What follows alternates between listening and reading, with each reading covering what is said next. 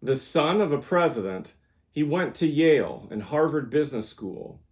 He worked in the oil industry in Texas and lost a race for the U.S. House of Representatives. He was the co-owner of a baseball team, the Texas Rangers. After his father left the White House, he ran for governor of Texas and defeated Democratic incumbent Ann Richards.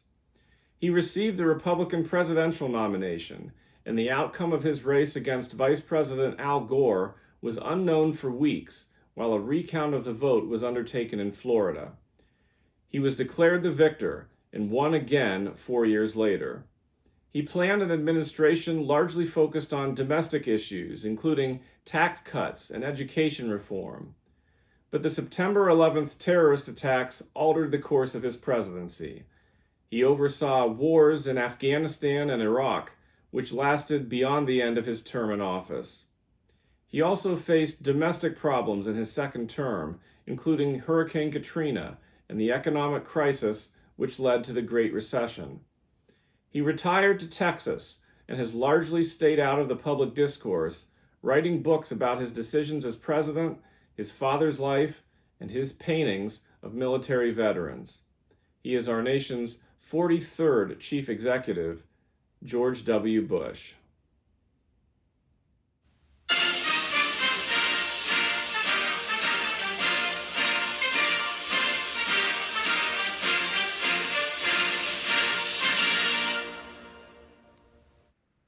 Let's take a look at some maps and some locations relating to George W. Bush. Bush was born while his father was a student at Yale in New Haven, Connecticut. So he was born at the Yale New Haven Hospital there in 1946. Bush was later a student at Yale and also at Harvard Business School in Boston. Now let's look at another map. Let's take a look at a map of Texas, and we're going to start out in West Texas. Bush grew up in Midland, Texas, while his father worked in the oil business. And you can visit the George W. Bush childhood home in Midland and take a tour of it. The Bush Ranch, which is known as the Prairie Chapel Ranch, is in Crawford, Texas, which is just about here, close to Waco. That is still owned by the Bush family and is closed to the public. The Bushes today live in Dallas, Texas, and it's also in Dallas where you can visit the George W. Bush Presidential Library and Museum. Now let's take a look at some photos of these locations.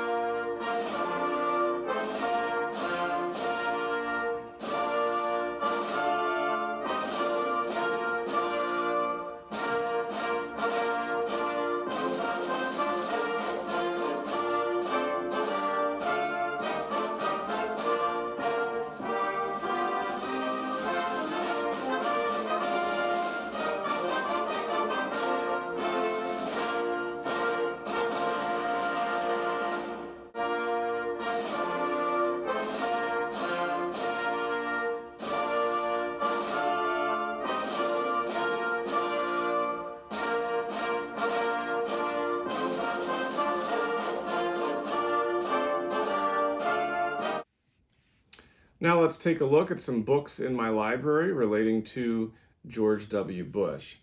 This is a book about President Bush and First Lady Laura Bush and their relationship. It was published in 2002. It's by Christopher Anderson, and it's called George and Laura, Portrait of an American Marriage. This is a great book by Stephen Mansfield. It was published in 2003. It's called The Faith of George W. Bush. Bush grew up as an Episcopalian, later became a Methodist, but faith was always important to him throughout his life, and that book tells that story. A couple of books here written by President Bush. The first is from 1999. It's called A Charge to Keep, and it's the book that he wrote while he was running for president in the 2000 campaign, and it tells about some stories from his life and his values and why he wanted to run for president. This is his book that he wrote after he left office. It came out in 2010. It's called Decision Points. And it covers a lot of the different decisions that he was faced with throughout his life, but mostly while he was president. It talks about his decision to quit drinking alcohol, and then it deals with many of the decisions that he made while he was president, with the wars in Iraq and Afghanistan, with Hurricane Katrina, with the economic crisis in 2008, and so forth. And it's actually, if you visit the Bush Presidential Library in Dallas, you can go in the Decision Point Theater, and it's very similar. It presents these decisions that have to be made, and then you can hear different advisors telling you different things, and you can decide how you would have decided, and then it tells you how President Bush decided. This is Laura Bush's memoir. It's called Spoken from the Heart, and it was published in 2010. Here's a somewhat humorous book about the 2000 election. It was written by Joel Achenbach, and it's called It Looks Like a President, Only Smaller, Trailing Campaign 2000.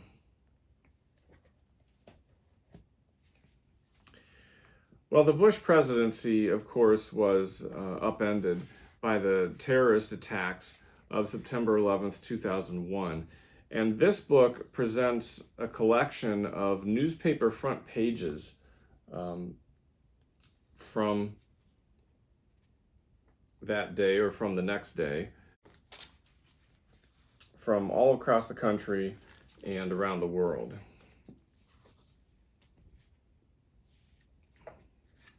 This is an official guidebook to the 2004 Republican National Convention, which was held in New York City. Condoleezza Rice was President Bush's national security advisor in his first term and Secretary of State in his second term. And I have a biography of her, and then also I have her memoirs. But the biography was published in 2005. It's called Condi, the Condoleezza Rice Story by Antonia Felix. And she actually wrote her memoirs in 2 volumes. The first was about her life up until her time serving in the Bush administration. And that volume is called Extraordinary Ordinary People, a Memoir of Family, and it was published in 2010. Condoleezza Rice grew up in the segregated South in Alabama, and on a trip to Washington, she saw the White House and said that she wanted to work there one day. The second volume of her memoirs, which covers her years as National Security Advisor and Secretary of State, were published in 2011, and it's called No Higher Honor, a Memoir of My Years in Washington. Well, the architect of Bush's victory in 2000 was Karl Rove, and this is the book that he wrote after the Bush administration in 2010. It's called Courage and Consequence, My Life as a Conservative in the Fight by Karl Rove. And a couple of other good books with a lot of good photographs that cover the Bush presidency. This one is called W, The Legacy of President George Bush. It was published by the Washington Times shortly after President Bush left office in 2009. And I have, for several presidents, I have a collection of photographs that was put together by their White House photographer.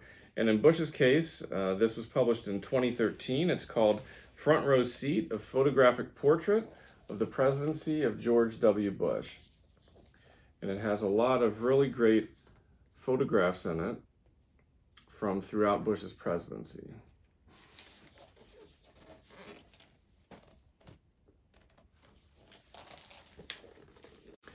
Our next episode will take a look at our nation's 44th president, Barack Obama.